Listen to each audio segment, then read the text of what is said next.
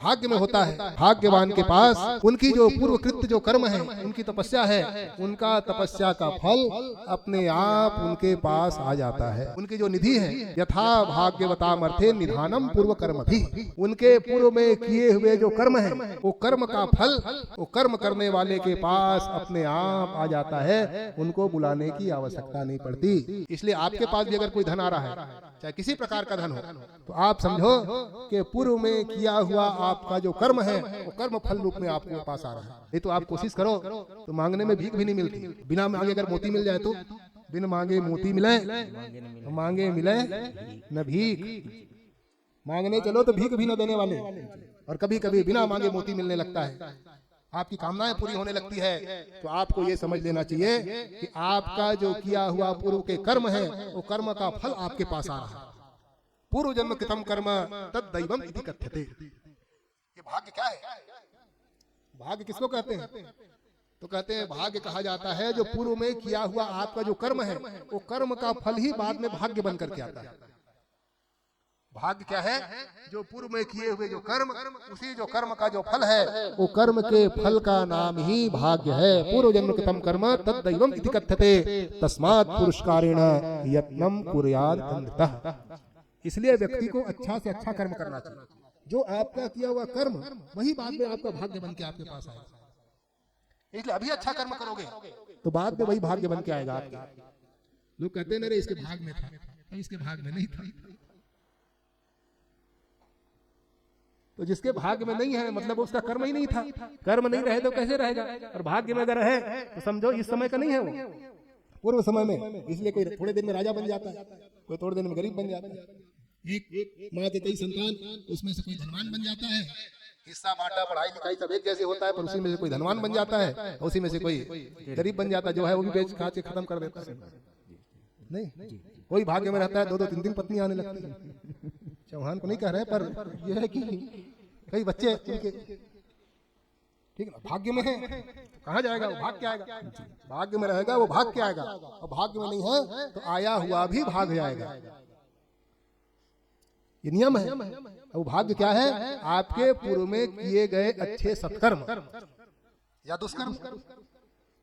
अगर दुष्कर्म किया है तो भी वो आपके पास आएगा, और अगर अच्छा कर्म किया है तो वो भी आपके पास आएगा, क्योंकि आपके जो कर्मों का फल है, वही कर्मों का फल ही आपके पास आने वाला है। दूसरा कोई नहीं है जो आपके पास आएगा।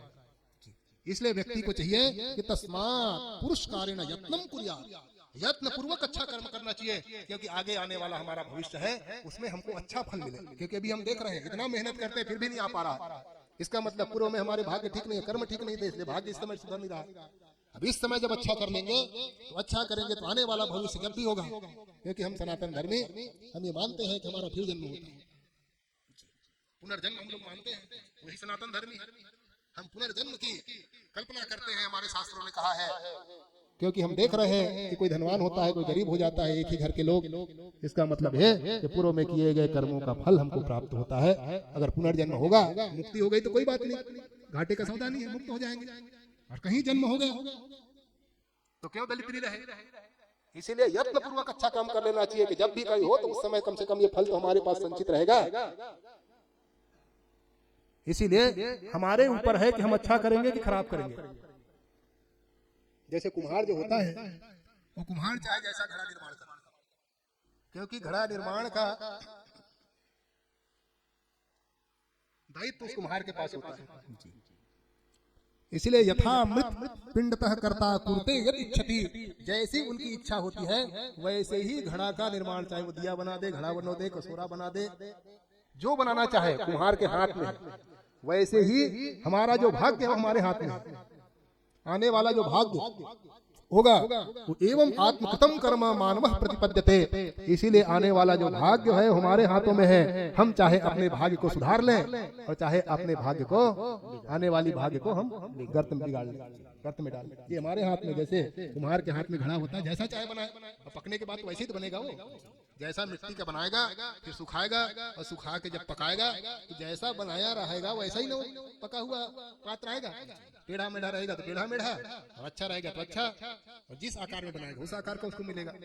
वैसे ही इस समय का हमारा किया हुआ कर्म, सत्कर्म भाग्य बन के हमारे पास आएगा, और जैसे भाग्य बन के आएगा तो जैसा हमने बनाया है वैसा ही हमको प्राप्त हो जाएगा। इसलिए व्यक्ति को चाहिए कि अपने कर्म को व्यवस्थित कर ले। हमारे हाथों में वो कर्म है। न स्वयं देवात आदत्ते पुरुषार्थ पृच्छते, क्योंकि वो जो भाग्य है वो अपने से नहीं आएगा, भगवान भी नहीं देते। लोग कहते हैं भगवान दे, भगवान थोड़ी देते हैं, अलग से भगवान कुछ नहीं देते। आपका किया हुआ कर्मों का फल भगवान देते हैं। कर्म के अधिकारी तो इसीलिए गीता में भगवान कहते हैं कर्मण्येवाधिकारस्ते, आप कर्म के अधिकारी हैं, आप कर्म कीजिए, मैं क्या करूंगा, फलेश, फल की चिंता मत करो, क्योंकि वो फल जो है वो मेरे हाथों में है, मैं फल दूंगा। किस हिसाब से फल दूंगा, जैसे आपके किए हुए कर्म है। इसलिए कर्म हमको व्यवस्थित करना चाहिए। और आ भी रहा है तो आप ये मत सोचे यार आ ही रहा है, ये सोच कर कहिए कि पिछले है इसलिए आ रहा है, ऐसे नहीं आ रहा है। आपके पास आ गया तो कर्म आपको नहीं छोड़ना है। अगर भाग आ गया भाग्य से, अब कर्म से अगर ठीक नहीं रहोगे तो वो भी बहुत ज्यादा फल नहीं देगा। इसीलिए नीतिकारों ने कहा है कि उद्यमेन ही सिद्ध्यन्ति कार्याणि न मनोरथैहि नहि सुप्तस्य सिंहस्य प्रविशन्ति मुखे मृगाः। ये उद्यम से ही सिद्ध होने वाले हैं। आपको कर्म करना पड़ेगा। कर्म की जब व्याख्या करने लगे, जैसे किसी शेर के पास अगर कोई मृग आ भी गया, वो कहे कि भाग्य से आ गया है, अब भाग्य से आ गया है तो मेरे मुख में भी चला जाएगा, बिना शिकार किए तो बिना शिकार के मुख में थोड़ी आने वाला है। सुप्त सिंह के मुख में मृग नहीं जाएगा, उनको शिकार करना पड़ेगा। उद्यमे नहीं सिद्ध्यन्ति, इसलिए उद्यम आपको करना पड़ेगा। उद्यम से ही दरिद्रता का नाश होता है। और वो भाग्य से हमारे पास तो आ जाता है। तो ये जो कन्याएं थी, ये कन्याएं विचार करने लगी, लगता है कि हमारे जो भाग्य है, हमारे पूजन का फल, ये पूजन का फल आज हमारे पास ये दिखाई दे रहा है। ये सुंदर भाग्यवतामर्थे निधायम पूर्व कर्म भी, पूर्व में हमने जो कर्म किया है उस कर्मों का फल के कारण भगवती गौरी ने हमारे पास ये सुंदर चित्त वाला ये वर को हमारे लिए भेज दिया है। आपस में चर्चा करने लगे कि 5 हम लोग हैं और ये 1 है। वर तो भेजा है, अच्छी बात है, परंतु हम लोग 5 कन्या और ये 1 वर, ये कैसे होगा कि चायम तया विधस्नाथ एवं 5 सुकन्यासु वदन्ति सुनिर्पत्तमः। आपस में चर्चा करने लगी कि कैसे वर्ण करें, क्या करें। फिर आपस में कहती है श्रुत्वा तद्वचनम तत्र कृतमात्थान विचित्र्यः चिन्त्यामास मेधावी किं कृत्वा सुकृतं भवे। कहा कौन वर्ण करेगा 5 में से, दिखने में बड़े सुंदर हैं। तो 5 लोग चिंता करने लगे। उन्होंने कहा लगता है कि भगवती ने हम 5 के लिए इसको भेजा है, 5 के लिए इसी वर को हमको भेजा है। शायद हम लोग इसीलिए बचपन से एक साथ रहती हैं, एक साथ पढ़ती लिखती खेलती कूदती, एक साथ ही बहन की तरह शायद इसीलिए रहती हैं कि हमारा अलग अलग, भगवती नहीं चाहती हैं कि एक साथ रहने वाली अलग अलग हो जाए। अलग अलग विवाह होगा तो अलग अलग रहना पड़ेगा, तो सदा सदा जो हमारी मित्रता है तो शायद ये मित्रता टूट जाएगी। यही सोच करके भगवती जगदम्बा ने हम 5 को एक प्राण मान करके एक पति उन्होंने भेजा है। शायद इसीलिए ये हम 5 को इसका वर्ण कर लेना चाहिए, शायद इसीलिए एक ही वर उन्होंने भेजा है। ऐसा वो आपस में विचार करने लगे और विचार करके वो 5 कन्या ने सोचा कि हम इनके साथ विवाह करेंगे। हमारा मन इन्हीं की तरफ मोहित हो रहा है, इसी को हम प्राप्त करें। ऐसा वो विचार करके तरह तरह की बातें तावन तप से प्रगल्भता तावत देव सुसेवनम नृणाम, हम 5 मिलकर के इनके साथ रहेंगे, इनकी सेवा करेंगे, एक घर में रहेंगे। चर्चा करने लगी बहन एक साथ रहेंगी तब लड़ेंगी नहीं, झगड़ेंगी नहीं। अभी हुआ नहीं है पर चर्चा है आपस में, वो सब करने लगी। अब वो ये सब बातें वो सुन रहा था, वो संध्या कर रहा, थोड़ी देर में हो रहा था, ये सब बातें सुन, ये तो मेरे लिए कहा जा रहा है, मैं तपस्वी महात्मा। अब ये देवियां मेरे लिए ये चाह रही, मोदयंतिम मदयंतिम मामिकाम रक्ष रक्षम ही स्वैर गुणाः, आपस में बड़ी सुंदर प्रसन्न हो रही हैं, मोद हो रही हैं, हाव भाव दिखा रही हैं। बस इधर महात्मा जी तप कर रहे थे और महात्मा जी तप करके जैसे बाहर निकले, बाहर निकल के देखते हैं ये 5 कन्या ये मेरे लिए इतनी चर्चा कर रही हैं। मांस रक्त मल मूत्र निर्मिते योस्तम विष्णु निर्गुणै शुचैः हि कामनस्तु परिकल्पय चारु तामा विशन्ति सुमूढ़ चेतसः। ये आपस में चिंता करने लगी और चिंता करते हुए महात्मा जी कहने लगे, अरे राम राम राम राम, ये देवियां हैं, ये देवियां मेरे तरफ ये विवाह का शायद प्रस्ताव रखना चाहती हैं। अरे जो महात्मा है उस महात्मा को इससे सदा दूर रहना चाहिए। इस विवाह से आज तक के कौन सुखी रह पाया? और मैं साधना करने वाला साधक, और ये साधक मांस रक्त मलमूत्र निर्मित योषिताम, ये जो शरीर है ये किससे बना हुआ है? मांस रक्त हड्डी, इनसे विवाह भी मैं कर लूं तो क्या मिलेगा? और इस शरीर में मलमूत्र, यही तो भागवत जी में भी कहा गया है। भागवत नहीं, पद्म पुराण में, पद्म पुराण कहता है भागवत जी में उसका उल्लेख किया गया। ये तो कहा शरीर क्या है? अस्थि स्तंभम स्नायुबद्धम मांसोणित लेपितम चर्मावनद्धम दुर्गंधम पात्रम मूत्र पुरीसयो। इसमें क्या है? हड्डी के खंभे लगे हुए हैं, अस्थि स्तंभम, हड्डी के खंभों को नसों से बांधा गया है, स्नायुबद्धम, और मांसोणित लेपितम, मांस के गारे लगाए गए हैं, चर्मावनद्धम, ऊपर से चमड़े का प्लास्टर किया गया है, शरीर का निर्माण हो गया। और इसमें भरा क्या है? मूत्र पुरीसयो, सुंदर उत्तम भोजन करते हैं अमृत जैसे, और शरीर के स्पर्श से क्या बन जाता है? मल। सुंदर जल पीते हैं अमृत की तरह, शरीर का स्पर्श होते ही मूत्र का रूप धारण कर लेता है, पसीने बन जाते हैं।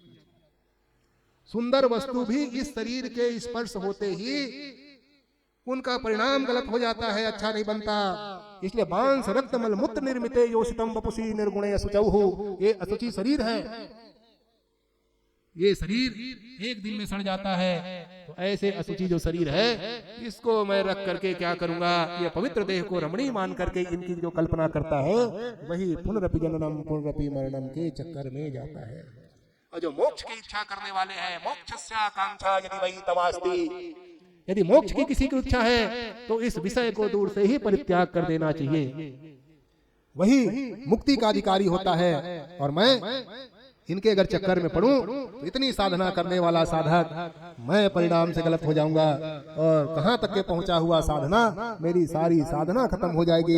इसीलिए मैं इनके चक्कर में कामनस्तु परिकल्पय चारुताम विशति सुमूढ़ चेतसः, इनकी चिंतन करने वाले मूढ़ हैं, इसलिए मैं इनका चिंतन नहीं करने वाला। दारुणा ही परिकीर्तांगना साधु भीर मल बुद्धि भी बुधई, जो बुद्धिमान है विमल बुद्धि वाले हैं वो तो इनका चिंतन छोड़ देता है, जो मल बुद्धि वाला है वही इनका चिंतन करता है। इसलिए ये कन्याएं मेरे पास में आए इससे पहले मुझको यहाँ से खिसक जाना चाहिए। ये आए कुछ प्रस्ताव रखें, इससे पहले मैं घर चला जाता हूँ, बोलने का मौका ही नहीं मिले। इसलिए यावदेव न समीपगा इमास तावदेव ही गृहम व्रजाम्यहम्, मैं अपने घर को चला जाता हूँ।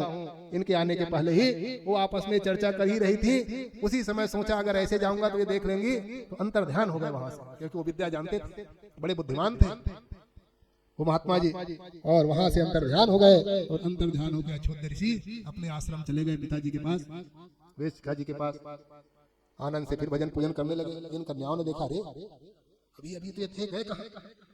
अभी थे, ये देवता है, गंधर्व है, किन्नर है, कौन से विद्या ये जानते हैं, ये गए तो गए कहाँ? समीपम तस्यावन्न आगच्छन्ति वरस्त्रियः वैष्णवेन प्रभावेण तावन अंतर्दधे द्विजाः, ये अंतर्धान कैसे हो गए? तस्य योग बलात् भूपम तस्या अदर्शनम तदा, शायद योग बल के कारण ये अदर्शन हो गए। ये कौन है, कहाँ से आया, कैसे गए? अब ये बाला की विचित्र स्थिति हो गई। ये मन में सोचने लगी, ये कहाँ गई, कैसे ये मिलेगा, अब ये कैसे होगा, कहाँ से प्राप्त होगा? ये पति हमारे पास आए थे, वो छोड़ करके हमको चला गया। शायद आपस में हम चर्चा कर रही थी, शायद वो चर्चा इनको अच्छा नहीं लगा, जाने क्या हुआ। तजेत इंद्रजालिका विद्या कांतां दर्शतवरम, प्रार्थना करने लगी, अरे देवता आप आ जाओ, आपके बिना हम रह नहीं सकती, आप आ जाओ, आप हमारे लिए ही आप बने हुए हैं, हम आपके लिए बने हुए हैं। ये जैसे वो चिंतन करने लगे, पर वो तो अंतर ध्यान हो कहाने वाले थे। अब सोचा कि कब तक यहाँ रहे, सोचा घर के लोग न डांटने फटकारने लगे, इसलिए किसी तरह से भटकते भटकते अपने घर पहुंची। और जैसे वो घर पहुंची, उनके घर वालों ने कहा, क्यों देवी इतने समय तक के तुम कहाँ थी? स्नान करने के लिए तुम लोग गई थी, पर स्नान करने में इतना देर कैसे लग गया? क्यों इतना दर्शन करने इतना देर करके आ रही हो? कहाँ थी तुम लोग?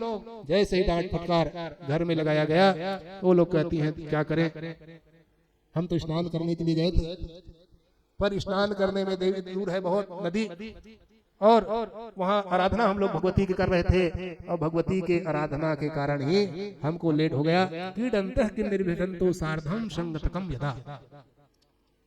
अक्षोत जो हमका जो सरोवर है उसमें हम कुछ क्रीड़ा करने लगी। क्रीड़ा के बाद पूजन पाठ में समय लग गया और उसी कारण हमको देर हो गया है, और वो बात छुपा दी क्योंकि क्यों उनको लेट हुआ था।